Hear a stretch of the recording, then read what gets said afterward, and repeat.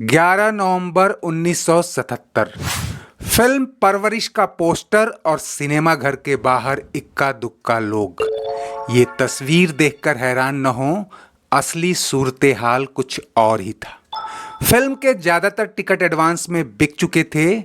Show time में लोग hall के भीतर होते और टिकट ले चुके लोग ठीक समय पर घर से निकलते। बाकी अगले एडवांस टिकट के लिए बुकिंग विंडो पर लाइन लगाते।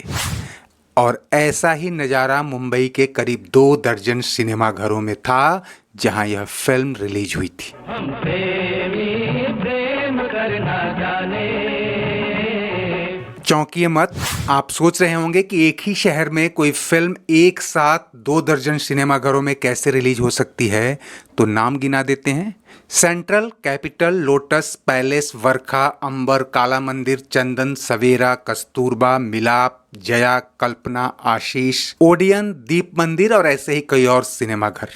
ये नाम इसलिए भी गिना रहे हैं कि पिछले वीडियो में जब हमने बताया था कि अमर अकबर एंथनी ने अकेले मुंबई के 25 सिनेमा घरों में सिल्वर जुबली मनाई थी, तो बहुत से दोस्तों ने इस हैरत अंगेज रिकॉर्ड पर चौंकने की बजाय छोटी सी आशंका जतानी शुरू कर दी कि एक ही शहर में एक ही फिल्म इतने सारे सिनेमा घरों में कैसे रिलीज हो सकती है।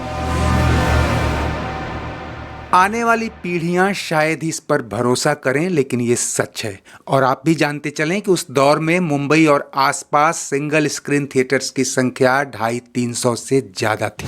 हम यहाँ अमर अकबर एंथनी का जिक्र इसलिए कर रहे हैं कि दोनों ही फिल्मों के डायरेक्टर मनमोहन देसाई थे और दोनों में ही अमिताभ बच्चन और विनोद खन्ना लीड रोल में थे। खास बात यह कि परवरिश भले ही बाद में रिलीज हुई, लेकिन वो अमर अकबर एंथनी से पहले बननी शुरू हुई थी। और जो मनमोहन देसाई जंजीर से पहले अमिताभ को एक्टिंग के लायक भी नहीं समझते थे, उन्हें इस फिल्म में लीड रोल में लेने को विवश हुए थे। इस तरह परवरिश को अमिताभ और मनमोहन देसाई की पहली फिल्म मानकर चलें तो गलत नहीं होगा।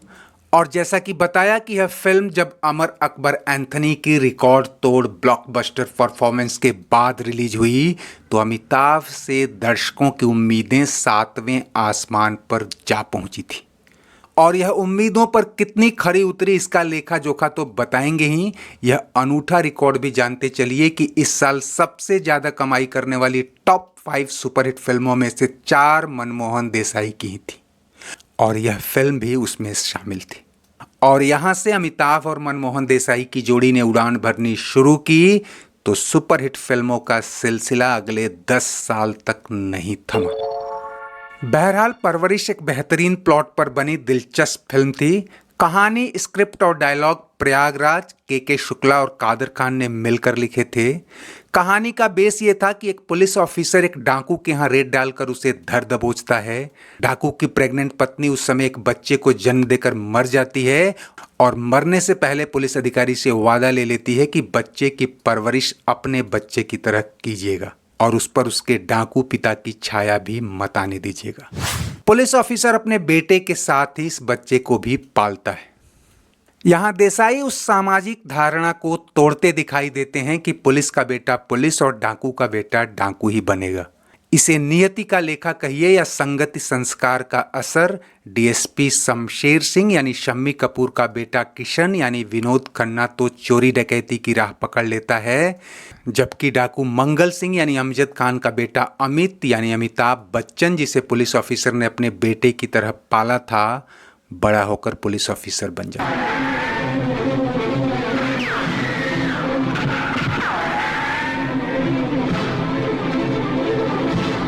फिर असली नकली पिता और भाइयों के बीच सही गलत और लुका छिपी का नाटकीय द्वंद्व शुरू होता है।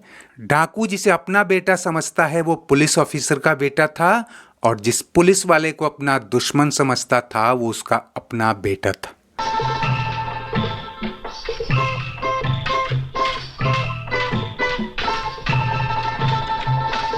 खुली नजर क्या खेल दिखेगा दुनिया का। परवरिश और अमर अकबर एंथनी से लेकर मर्द, तूफान और यहाँ तक कि गंगा जमुना सरस्वती तक मनमोहन देसाई की फिल्मों की एक यूएसपी रही है बचपन में माँ बाप से बिछड़े बच्चे। असल में एक ऐसा इमोशनल तार है जो दर्शकों को अंत तक बांधे रखता है। उनकी जिज्ञासा और दिलचस्पी जगाए रखता है और यही चीज किसी भी फिल्म को हिट कराने में कारगर होती है।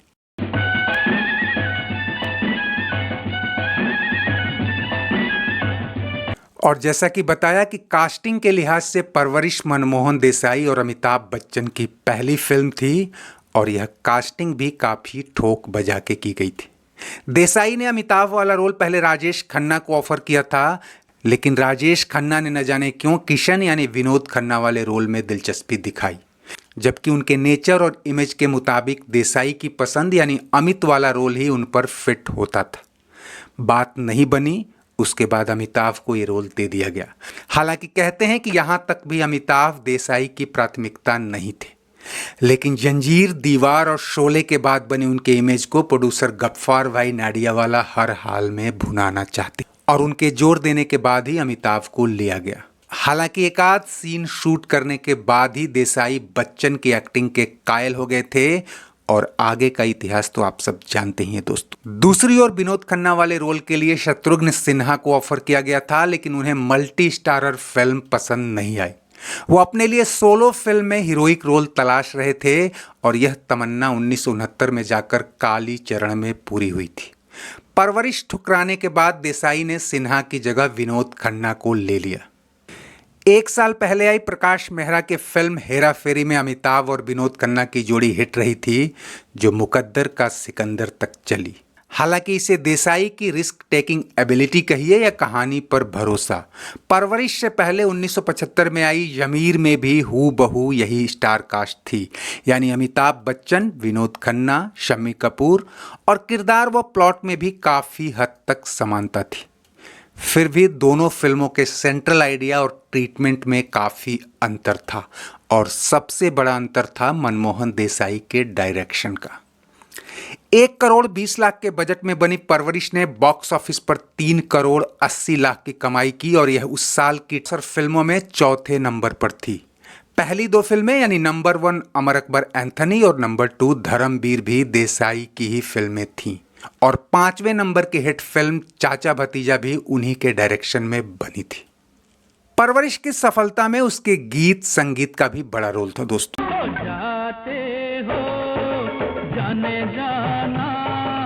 मजरूह सुल्तानपुरी के लिखे गानों को संगीत दिया था लक्ष्मीकांत प्यारेलाल ने। मेल वॉइस दी थी किशोर कुमार, मोहम्मद रफ़ी और शैलेंद्र सिंह ने। कि लता मंगेशकर, उषा मंगेशकर और आशा भोसले ने 2 हीरोइनों नीतू सिंह और शाबाना आजमी के लिए गीत गाए थे।